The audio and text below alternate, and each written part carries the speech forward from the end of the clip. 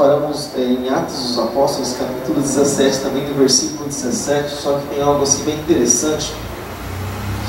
Eu gostaria de estar passando para os irmãos. Em Atos capítulo 17, eu fechei, mas eu vou abrir aqui de novo. Não sei nem porque eu fechei, mas eu vou abrir de novo. Atos 17. Você não está vendo nada aí, né? Está bem errado. Então, em Atos capítulo 17, só vou passar umas coisinhas. Só vou mostrar alguns versículos para você, só para mostrar para você a necessidade do assunto que vai ser tratado hoje.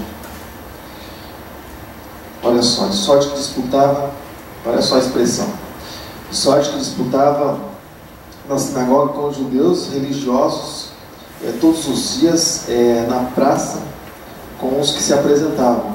A gente vai falar sobre isso. Alguns filósofos epicureus, e aí vai, lá. Mas olha só que interessante. Aqui fala a respeito de alguns acontecimentos e fala a respeito de também Deus desconhecido, a gente vai entrar nesse assunto. E fala a respeito também, trata, né, também, desde o começo lá, vem tratando, né, da religião, né, judaica, né, eu chamo de religião, né, mas da crença deles, né, dos judeus. Então, na verdade, quando a gente vai olhar para isso, a gente olha assim e a gente pensa assim, puxa, são os fanáticos, né? Será que o pessoal trata desse jeito, né? O apóstolo Paulo também pensava assim. É por isso que eles têm muito zelo por aquilo que Deus deu para eles. Então, quando a gente vai falar de rabino, quando a gente vai falar de tradição, quando a gente vai falar da religião dos judeus, que é muito mais do que uma religião, né? A gente fica às vezes sem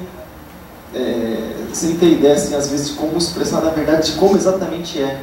Então, eu separei um material aqui hoje para os irmãos que conta a história da religião, né, do judaísmo, né?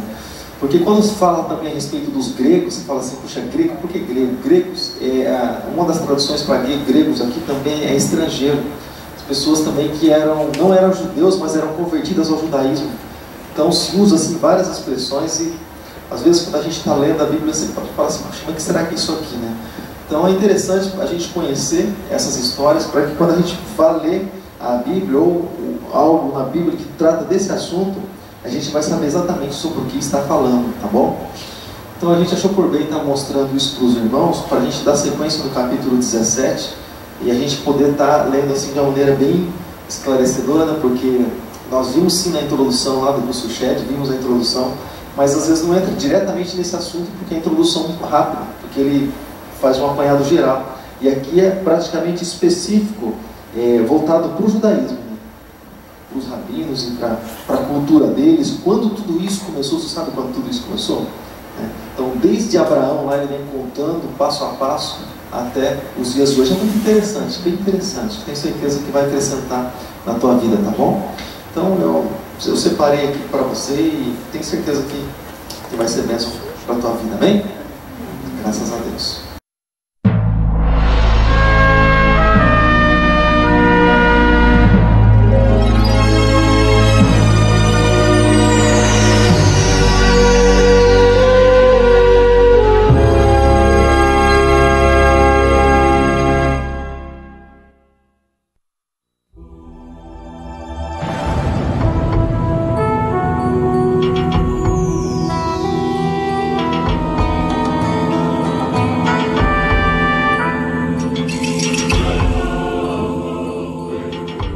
Distribuição Europa Filmes do Brasil. Versão brasileira Lip Sync, São Paulo. História das religiões.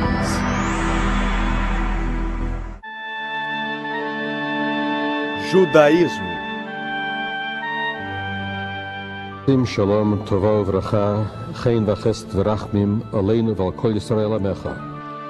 Dai paz, bondade, bênçãos, benevolência, clemência e compaixão a nós e a todo o seu povo, a casa de Israel.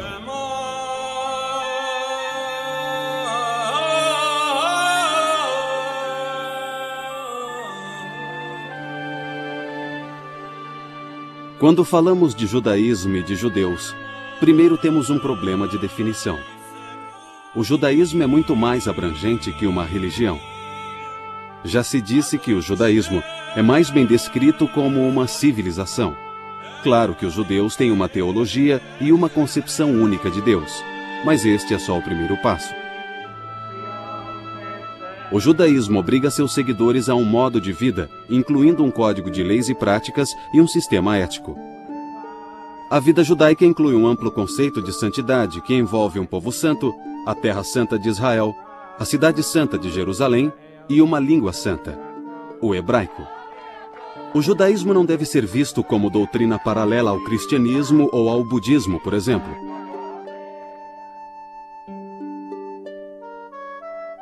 Em grande parte de sua história, o judaísmo foi um sistema amplo de teologia, leis, ética e costumes, tudo para um povo especial, com um idioma especial e uma querida terra natal.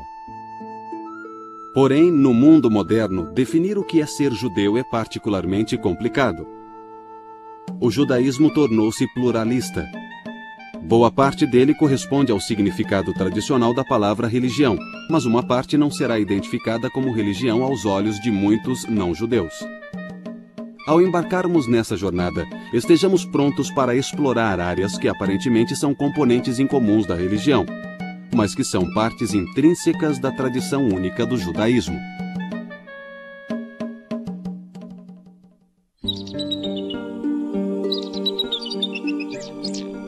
A história judaica começou quando o patriarca Abraão, vivendo num lugar hoje chamado de Iraque, recebeu um chamado divino que está descrito na Bíblia. O Senhor disse a Abraão: deixa tua terra, teus parentes e a casa do teu pai, e vai para a terra que te mostrarei, e farei de ti uma grande nação, e te abençoarei, engrandecerei teu nome, e serás uma bendição. Abraão, pai do povo judeu, teve uma das maiores inspirações humanas. A história do povo judeu começou quando Abraão compreendeu que só havia um Deus e que esse Deus regia todos os povos, toda a história, todas as nações, e que Deus queria que as pessoas fossem éticas e boas, e foram os descendentes de Abraão que deram origem ao povo judeu. Esse monoteísmo foi a maior contribuição judaica à humanidade e o princípio fundador do judaísmo. A Bíblia narra que Abraão fez uma aliança, um tipo de pacto ou contrato com Deus. É uma promessa de que sua família se multiplicaria como a areia dos mares e que viveria nessa terra que é regida pelo seu Deus. Eles seriam uma nação poderosa e sua casa seria a terra de Canaã, mais tarde conhecida como a terra de Israel. Alguns séculos depois dos patriarcas, os israelitas foram escravizados no Egito. Mas sob a liderança de Moisés e depois de uma série de experiências extraordinárias, os milagres descritos pela Bíblia, eles escaparam da feroz perseguição do faraó para o deserto do Sinai. No caminho, atravessaram o Mar Vermelho. A Bíblia diz que o mar se abriu milagrosamente para que eles passassem. No Monte Sinai, Moisés recebeu de Deus a revelação básica que conduziria o povo judeu através da história. Da montanha, ele trouxe todo um código de leis e de ética, em cujo cerne estavam os 10 mandamentos. Sou o Senhor vosso Deus, que vos tirou da terra do Egito e vos livrou da escravidão. Não tereis outros deuses diante de mim. Não tomareis o nome. Provavelmente ele recebeu mais do que 10 mandamentos, mas parte da lei pode ter se desenvolvido mais tarde. Moisés pode ter estabelecido os parâmetros básicos para a lei e os detalhes foram inseridos durante a história da comunidade. Mas o que realmente distinguia Israel dos povos vizinhos, dos edomitas, moabitas e outros povos, era o seu sistema legal e o seu sistema moral, e o sistema religioso, a crença em um único Deus. Isso os distinguia dos outros povos da região. Não cobiçarás. O código mosaico é conhecido como Torá. Torá significa instrução. Pode ser sinônimo de lei. Pode ser. Às vezes, num sentido bem específico, Torá se refere aos primeiros 5 livros da Bíblia hebraica. Depois de 40 anos vagando no deserto do Sinai, as 12 tribos dos filhos de Israel chegaram à terra prometida e a conquistaram. Levou tempo para se estabelecerem, mas tornaram-se um reino unido regido primeiro por Saul. O sucessor de Saul, Davi, fez de Jerusalém sua capital. Ele criou um Israel forte e unido que os judeus nunca esqueceram e que ansiaram por recriar. O sucessor de Davi, Salomão, construiu o Templo de Jerusalém em cerca de 960 a.C. Esse templo foi o foco do culto israelita, que, em termos acadêmicos, significa um sistema religioso de adoração ou ritual. O culto israelita tinha como centro um sistema sacrificial. Foi centralizado por Moisés num santuário portátil que seria carregado pelo deserto do Sinai. Esse santuário receberia um foco permanente no templo construído pelo rei Salomão em Jerusalém. A terra prometida de Israel era vista como Terra Santa. Com o rei Davi, Jerusalém virou capital e tornou-se a cidade santa. O rei Salomão construiu o templo. Uma santidade especial passou a ser atribuída a este local, vista como a morada de Deus na terra. Quando o templo foi dedicado, Salomão orou: Escuta a súplica de teu servo e de teu povo de Israel, quando orarem neste lugar. Escuta do céu onde resides. Escuta e perdoa. O povo do reino unificado era conhecido como Filhos de Israel, ou Israelitas. Esse nome se baseia no nome Israel, que Deus deu a Jacó, o terceiro patriarca e ancestral do povo. Nós também sabemos que depois de formarem uma comunidade única das 12 tribos, isso durou muito pouco tempo, o período de Saul, Davi e Salomão. Após Salomão, essa comunidade se dividiu em 2 grupos. Um grupo do norte com cerca de 7 ou 10 tribos e um grupo do sul com as tribos restantes. O grupo do norte, chamado Israel, durou mais ou menos 200 anos, foi conquistado pelos assírios e desapareceu da história. Não sabemos o que aconteceu com eles. A palavra judeu passou a se aplicar a todo o povo e mais tarde a palavra judaísmo foi cunhada para se referir à sua religião. Outro nome inicial para o povo era hebreus. Quando Israel caiu, o reino de Judá se manteve independente por mais de um século, até 586 a.C., quando Judá foi tomada pelos babilônios. O templo foi destruído. A elite de Judá foi exilada na Babilônia. Eles conseguiram preservar sua identidade, mas seus salmos registram sua angústia.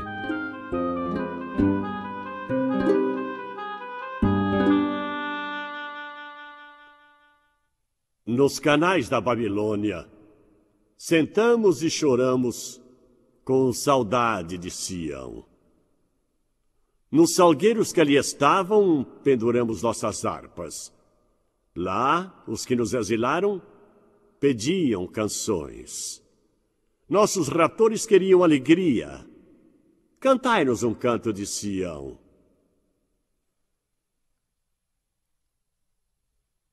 Como poderíamos cantar um canto do Senhor numa terra estrangeira?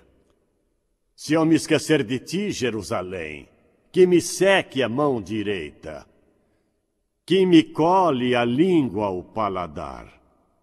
Caso eu não me lembre de ti, caso eu não eleve Jerusalém ao topo da minha alegria. A fidelidade judaica foi recompensada após décadas de cativeiro, quando Ciro, o rei persa que conquistara a Babilônia, permitiu-lhes voltar a Jerusalém. Os que retornaram reconstruíram o templo. Quando os sobreviventes do exílio na Babilônia voltaram e reconstruíram, no final do século VI a.C., eles fizeram o que chamamos de Segundo Templo. Esse templo sobreviveu ao longo do período romano. Os repatriados canonizaram a versão oficial do Pentateuco, os primeiros 5 livros sagrados que constituíram a Bíblia hebraica. Da época do primeiro templo até o exílio na Babilônia e entrando nos primeiros anos do segundo templo, Israel foi brindada com uma série de profetas. As falas de 15 desses profetas foram reunidas com escritos históricos e originaram uma segunda coleção de escritura judaica que foi acrescentada ao Pentateuco. Depois veio uma terceira seção, conhecida como hagiógrafos. Era uma coleção de escritos literários e históricos adicionais. As 3 partes juntas formam a Bíblia dos Judeus, que provou ser um dos documentos mais influentes da civilização mundial. O Segundo Templo foi reconstruído por volta de 520 a.C. Ele continuaria em pé por mais 6 séculos. Em boa parte desse tempo, os judeus não tiveram soberania absoluta. Eles viveram em 516 a.C. até a destruição do Segundo Templo em 70 d.C. Naquela terra, embora nunca ou raramente com total liberdade, pois um império após outro conquistou a região. Era quase uma encruzilhada de civilizações. Eles foram governados por vários séculos pelos persas, depois pelos gregos e sírios, mas nos séculos I e II a.C., houve um período áureo de independência sob os governantes asmamitas, também conhecidos como macabeus. Os macabeus entraram em cena por volta de 165, depois que a região da Palestina tinha sido ocupada pelos sírios, controlada por eles, e eles tentaram introduzir ideias helênicas na Judéia, que ficava na fronteira entre eles e seu rival, o Egito, e eles queriam assegurar que a Judéia estivesse bem introduzida em seu reino e bem incorporada ao seu sistema de segurança. Assim, introduziram várias mudanças, colocaram suas famílias no poder, infiltraram suas próprias ideias religiosas e assim por diante, a fim de assimilar a província ao resto de seu império. Esse foi o primeiro golpe que levou à revolta dos macabeus. Este seria o último período de total liberdade para os judeus por mais de 2000 anos.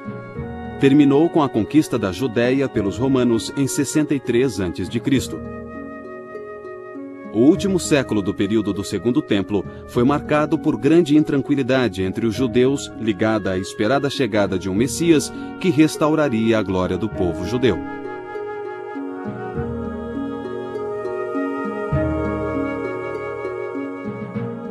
A maior crise do judaísmo deu-se em 70 d.C. Os judeus da Palestina se rebelaram contra o governo romano. Depois de 4 anos de guerras, incluindo o cerco de Jerusalém, a rebelião foi reprimida. Jerusalém e seu templo foram destruídos. Isso marcou o final da independência judaica. Os romanos deportaram levas de judeus de sua terra, dando início ao que os judeus chamaram de seu exílio, que duraria quase 19 séculos.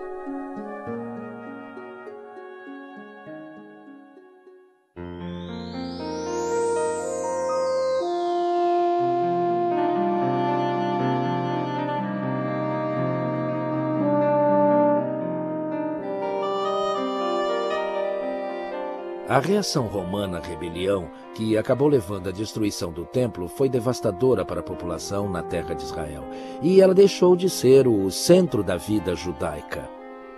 Os centros se moveram de lá e a Judéia estava devastada, desabitada, o templo estava destruído, outras áreas tiveram que apanhar os cacos depois disso. Por exemplo, os judeus que ficaram na Babilônia depois do exílio fundaram uma comunidade judaica babilônica que durou 20 séculos. Os judeus conseguiram manter um sentido de comunidade. Em Sura, em Pumpadita, na Babilônia, em Alexandria, no Egito, em Roma, na Grécia, havia comunidades judaicas que se colocavam à parte da comunidade maior para que pudessem viver segundo suas leis e seguir suas próprias tradições. Em vez do templo, o cerne do judaísmo passou a ser a sinagoga. Durante séculos, os judeus visitaram o Templo de Jerusalém sempre que possível, em uma das festas de peregrinação: Páscoa, Pentecostes e Tabernáculo. Mas isso se tornou cada vez mais difícil com a extensão da diáspora judaica. Era necessário um local para a devoção comunitária. Com isso surgiram as sinagogas. A sinagoga era um conceito revolucionário numa época em que os templos pagãos eram tidos como a moradia física das divindades, em que a veneração se expressava através do sacrifício e em que os santuários só eram acessíveis à casta dos sacerdotes. Além da lei ditada a Moisés no Sinai, Deus teria dado a Moisés outras instruções orais. Elas foram transmitidas oralmente de uma geração à outra e continuamente expandidas, de modo que no século I depois de Cristo, essa tradição oral atingira enormes proporções. Um dos mais antigos escritos rabínicos que temos é a Mishnah. Provavelmente foi editada entre 200 e 250 depois de Cristo.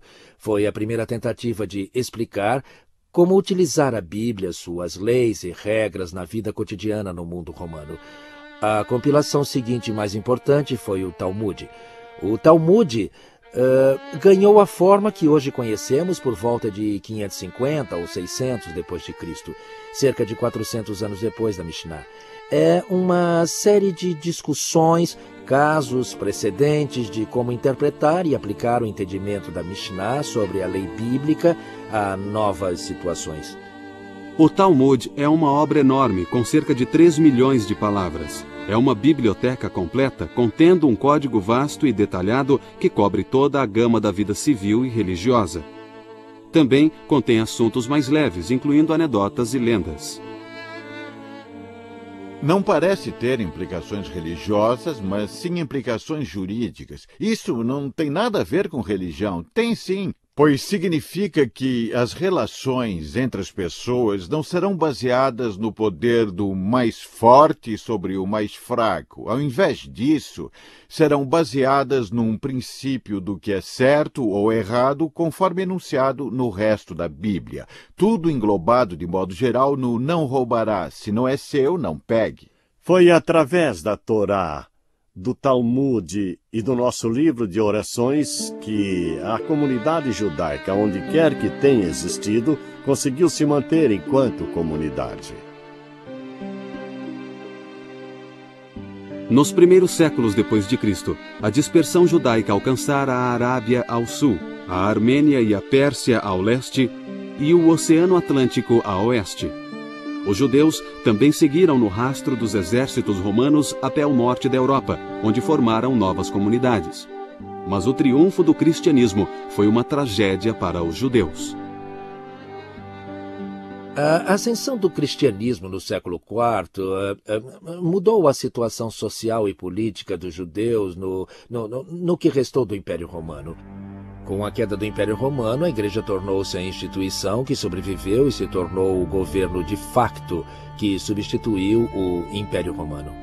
Os imperadores bizantinos introduziram leis antijudaicas, que foram a base durante séculos de terríveis perseguições. Essas leis visavam isolar e humilhar os judeus e tornar ilegal sua ligação próxima com a sociedade cristã.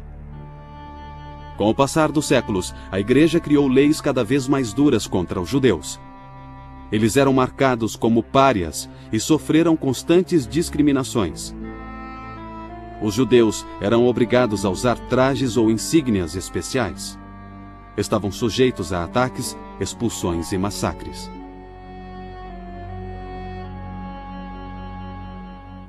Sob tais circunstâncias, não espanta que os judeus confinados em seus próprios guetos tenham se tornado bastante introspectivos e imersos em sua própria cultura. Mas houve exceções em algumas épocas e lugares. Os judeus também participaram do Renascimento italiano com contribuições na ciência, literatura, filosofia, música e até na dança. Porém, de modo geral, a perseguição continuou.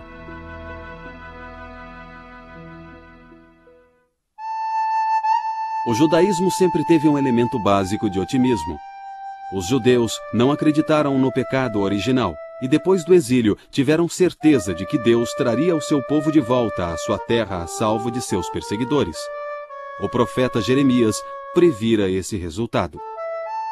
Eu mesmo reunirei o meu rebanho disperso em todas as terras para onde os levaram, e os trarei de volta ao aprisco, e eles darão frutos e se multiplicarão.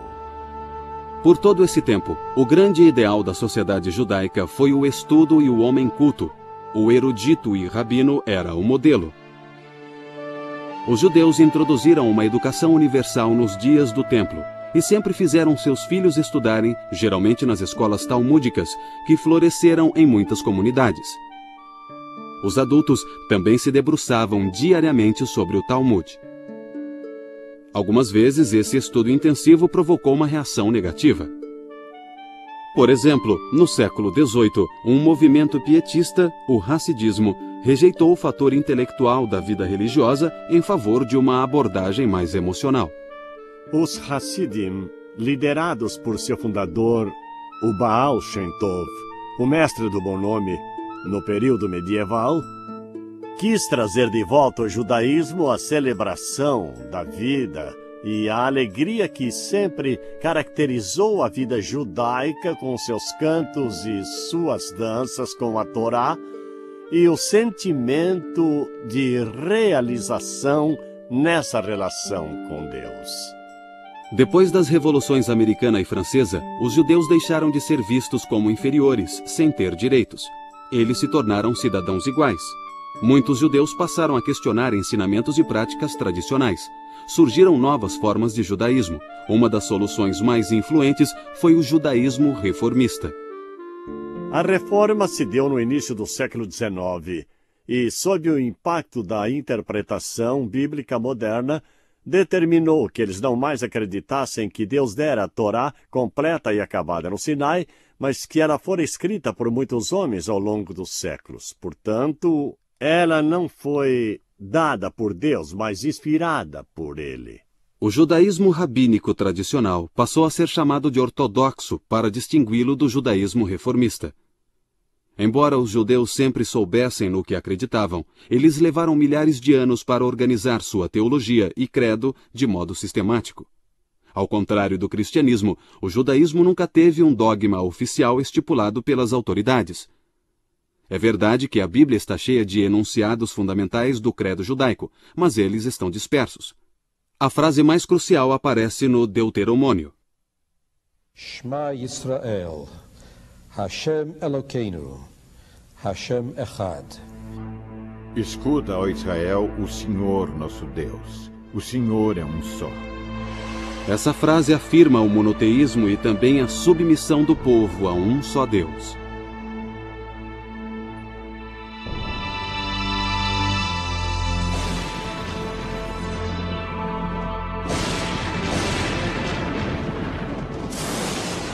O conceito bíblico da criação tem muitas implicações importantes. O universo é visto como homogêneo, planejado e formado por uma única mente. O universo não existe por acaso, mas tem um propósito. Não houve um fator de acaso na criação da estrutura do cosmos. Cada detalhe foi divinamente planejado.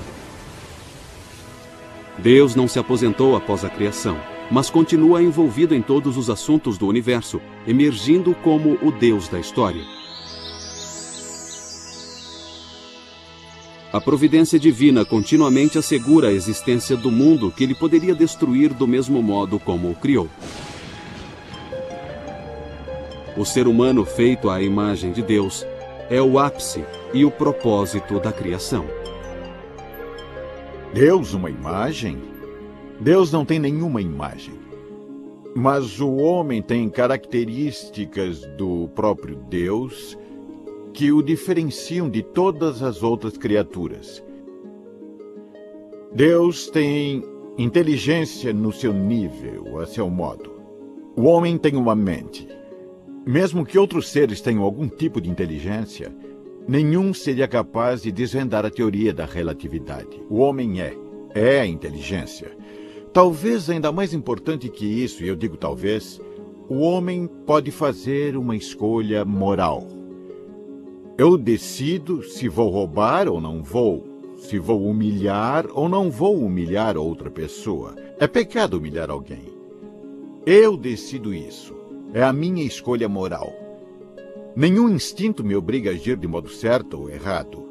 Não há poder no céu ou na terra que force o homem a pecar ou a praticar o bem. É uma decisão do homem. Ninguém obriga Deus, ninguém obriga o homem. Por isso somos feitos à imagem dele. Esta é a essência do judaísmo.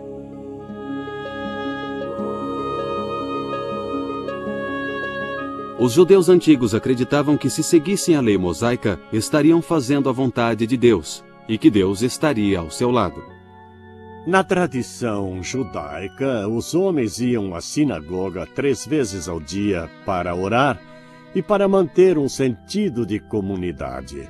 Os rabinos exigiam um limite, um número mínimo de 10 homens reunidos para a prece, a fim de terem uma experiência completa. Isto era muito importante, que eles dependessem uns dos outros para manter essa relação de veneração com Deus. O nosso livro de orações foi composto há cerca de 25 séculos. Eles examinaram a Bíblia e encontraram expressões que são adequadas à oração. Em um lugar diz, cura-me, Senhor, e eu serei curado. Bom, aí está, é uma prece maravilhosa. Eles fizeram uma única modificação. Não cura-me, mas cura-nos. Não eu serei curado, mas nós seremos curados. Essa ideia cria a dependência. Uma comunidade fica para sempre, ela continua indefinidamente. Os indivíduos são substituídos, mas a comunidade segue existindo. A comunidade tem responsabilidade para com todos dentro dela. A sinagoga tradicional era o centro da atividade comunitária. Ali, o judeu vivia boa parte da vida, sonhava e comungava com Deus e com seu vizinho. A sinagoga é o foco da comunidade para os judeus. A sinagoga é essencialmente, na nossa tradição, uma casa de veneração, uma casa de estudos e uma casa de companheirismo. São esses 3 aspectos da vida da sinagoga que unem a comunidade e a mantêm unida. Anochi Adonai Elohecha, asher hotzeisicha me'eretz Mitzrayim mibeit avadim.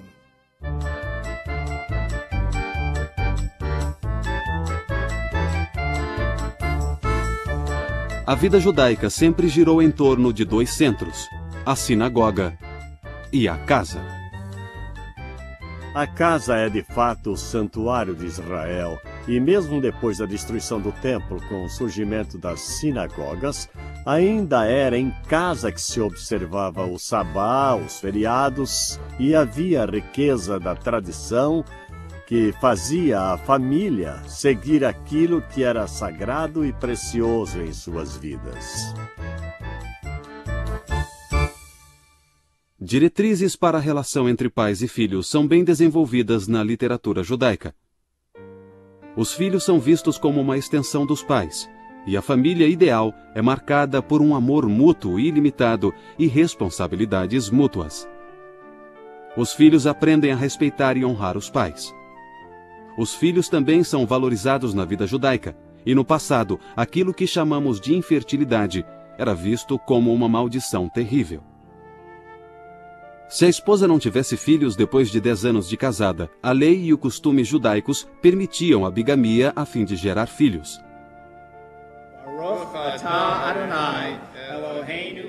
A vida judaica adquire um significado e um ritmo especiais com sua enorme variedade de festas, festividades e eventos em família. Esses eventos pontuam o ano judaico e lhe dão tempero e um caráter único. Esta é uma das maravilhas do judaísmo para mim. Ele celebra a vida dos nossos feriados e das nossas atividades diárias. Mas se me perguntarem qual é o feriado mais importante que celebramos, eu diria o Sabá. No Sabá, uma vez por semana, o judeu se dedica à sua família, à sua comunidade e a seu Deus. Nesse dia, você se afasta das preocupações e tarefas que o afligem durante os 6 dias da semana. É uma ocasião em que a família se reúne. Há uma refeição especial na sexta-feira à noite. A família relaxa ao redor da mesa de jantar e canta canções de sabá. Depois vai à sinagoga ou ao templo para o serviço religioso com a comunidade. Mas o sabá também é um período para estudar.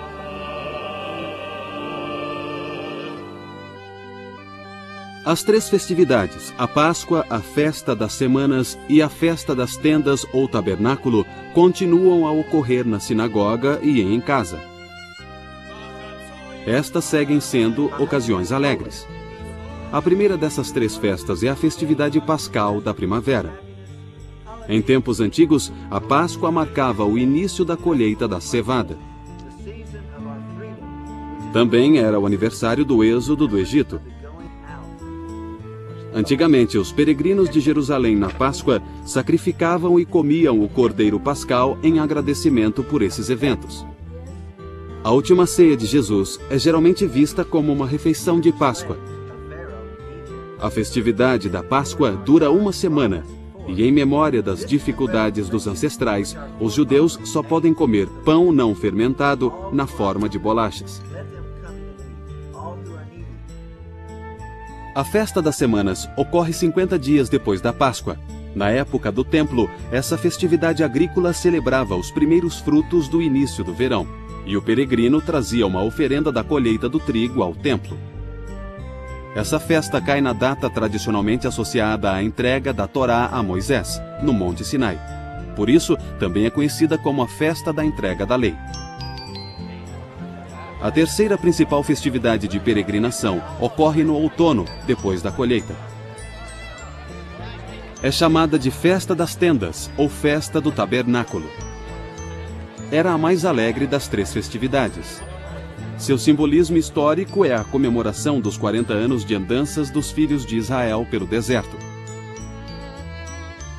Naquele tempo, os israelitas viviam em tendas ou tabernáculos. Os judeus, durante a festividade, vivem em tendas, nos jardins, terraços ou telhados das casas.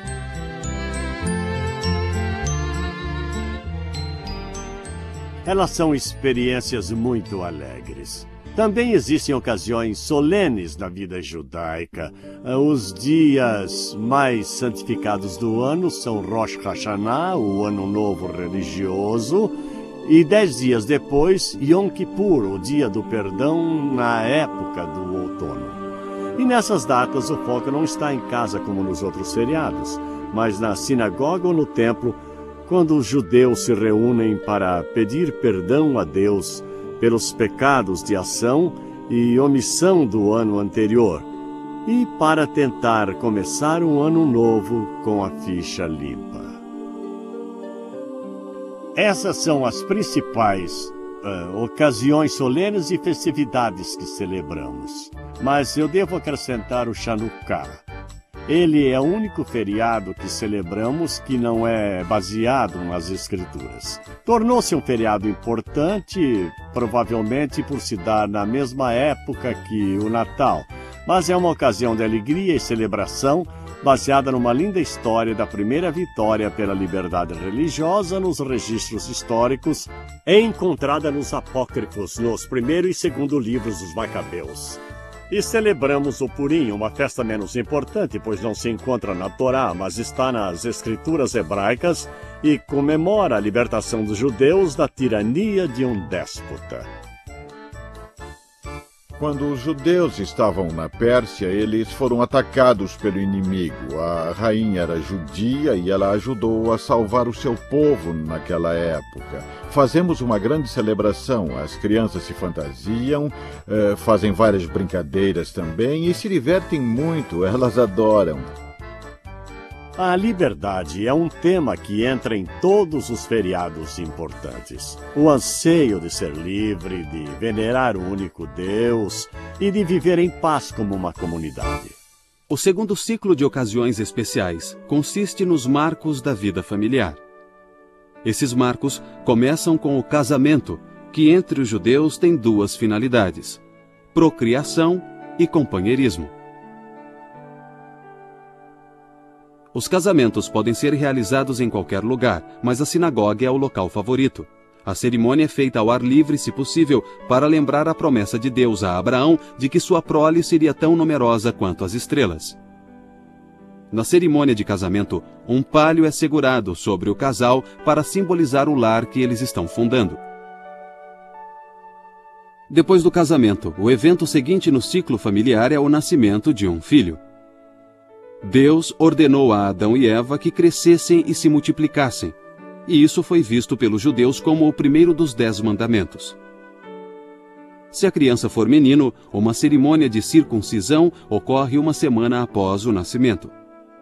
Os jovens casais judeus de hoje costumam dar uma festa de entrega do nome também para as filhas. Baruch atah Adonai Eloheinu melech haolam, asher kiddushanu. Aos 13 anos de idade, um menino judeu é visto como um adulto e se torna responsável por seus atos e observância religiosa. Somente após a Idade Média, esta se tornou uma cerimônia especial. Mas, atualmente, o Bar Mitzvah se tornou um evento essencial no ciclo de vida judaico. No século XX, uma cerimônia paralela foi introduzida para as meninas, aos 12 anos, o Bat Mitzvah.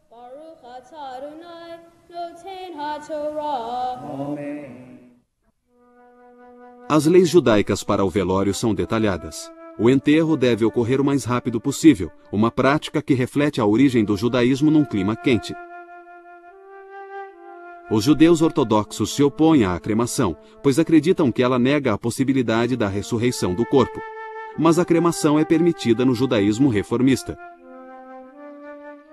A vida sendo tão preciosa, o judaísmo diz que a morte não deve ser precipitada pela eutanásia ou qualquer ação que a antecipe.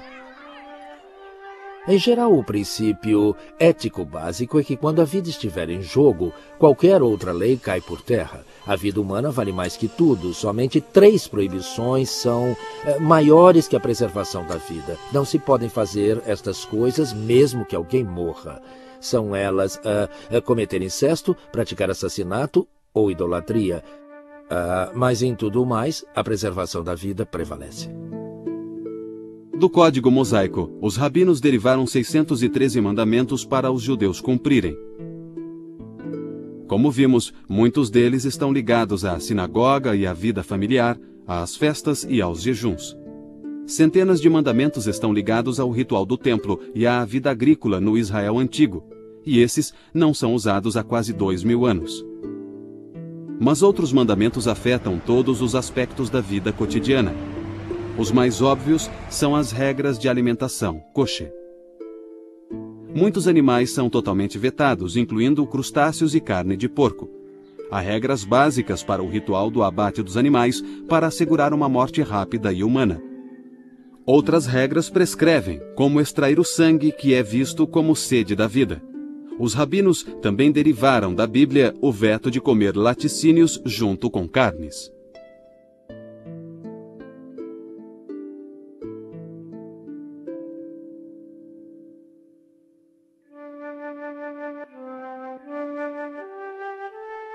O vínculo com a Terra Santa é um fator vital do judaísmo. Foi estabelecido no início no pacto entre Deus e Abraão. A qualidade religiosa da vida na terra de Israel era vista como superior à de outros lugares. Não só um maior número de mandamentos podia ser cumprido em Israel, e sobretudo em Jerusalém, mas o judeu também se sentia mais perto da presença de Deus. Jerusalém representava o local onde se podia sentir a presença divina. Você podia, entre aspas, ver Deus. Você podia senti-lo ali mais do que em qualquer outro lugar. Ele representava, num sentido, a história judaica. O rei Davi, o rei Salomão, um tempo maravilhoso. Jerusalém sempre foi considerada o centro espiritual e simbólico do povo judeu. Nós saímos de Jerusalém, nós voltaremos para Jerusalém, voltaremos para lá. Certamente o Estado de Israel é uma preocupação primordial dos judeus em todo o mundo. Começando no final do século XIX, quando os judeus foram expulsos da Rússia, da Polônia, da maior parte do leste europeu. A migração de volta à Terra Santa começou de novo com toda a força. E aí veio Hitler e a tragédia do Holocausto. Parte da tragédia é que os judeus, que talvez tenham escapado da tirania nazista, não tinham para onde ir.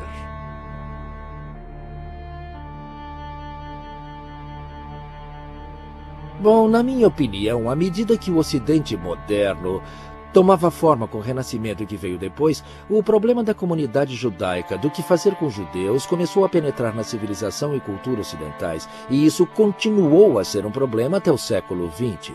Os Estados Unidos hoje, por exemplo, em algumas regiões os judeus eram interditados até poucos anos. Pela mesma razão que os alemães nazistas mataram 6 milhões de judeus, pela única razão de serem judeus. Éramos odiados na Rússia só por sermos uma minoria e por sermos judeus. Em 1918, houve pogroms de judeus. Bandos invadiram nossa cidade e mataram, num só dia, mais de 500 pessoas. Buscavam, sobretudo, os homens. Isso foi em 1918, eu já tinha 13 anos. Ainda me lembro dessas atrocidades. Os homens jaziam nas ruas e 2 dias depois nos deram permissão para finalmente enterrá-los adequadamente.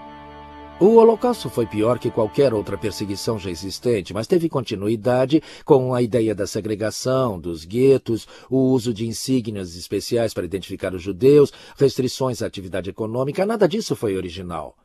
Tudo isso teve raízes muito cedo no Ocidente. O problema dos judeus estava imbuído no Ocidente e continuou a modelar os eventos por centenas de anos até o nosso século. As igrejas ocidentais se horrorizaram ao perceber que o antissemitismo tradicional entre os cristãos e os estereótipos antissemitas criados ao longo dos anos contribuíram para uma atmosfera em que um holocausto era possível. As igrejas cristãs condenaram todas as formas de antissemitismo e logo se desenvolveu um diálogo entre judeus e cristãos. No século passado, o conceito do retorno a Sião foi transformado pelo movimento político sionista e culminou na criação do Estado de Israel em 1948. É histórico. Nós não tínhamos um país até 1948. Em 1948, finalmente recuperamos o nosso país.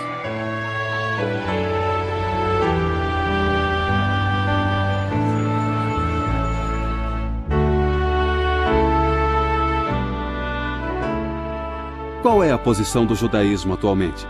Bem, é intensamente pluralista. Hoje, há cerca de 12 milhões de judeus no mundo, cerca de 6 milhões nos Estados Unidos e 4 milhões em Israel. Estas duas comunidades são os polos gêmeos em volta dos quais giram a vida e a cultura religiosa judaica. No começo do século XX, um escritor franco-judeu, Edmond Flank, tinha vínculos tênues com o judaísmo. Então, sob o impacto do antissemitismo francês, ele se tornou um judeu comprometido. Ele escreveu um credo que expressa lindamente a visão judaica moderna. Sou um judeu, pois tendo nascido do povo judeu e o recuperado, meu desejo é que vivam depois de mim, mais vivos do que em mim.